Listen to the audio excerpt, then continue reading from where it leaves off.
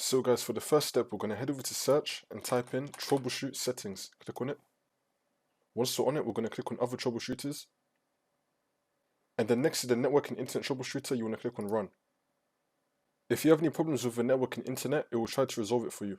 For the second step, we're going to head over to search and type in CMD. Then we're going to run it as administrator. And then click on yes. Once we're on this, we're going to type in ipconfig /flushdns and click on enter. Then we're going to type in ipconfig /renew and click on enter. For the next step, we're going to head over to search and type in view network connections. Click on it.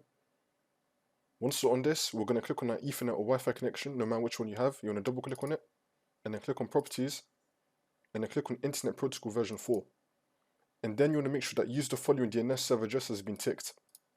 You want to make the first line 8888, and you want to make the second line 4222, and then click on OK. For the next step, we're going to head over to search and type in device manager. Click on it. Once we're on this, we're going to expand network adapters. Then you want to find your Ethernet connection. This one's mine right here. You want to right click on it and then click on update driver. And then click on search automatically for drivers.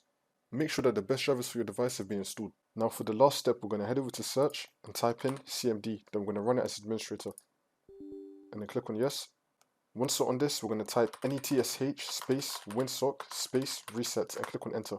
Then we're going to type in netsh int ip reset and click on enter again. Now you want to restart your computer and then the problem should be fixed.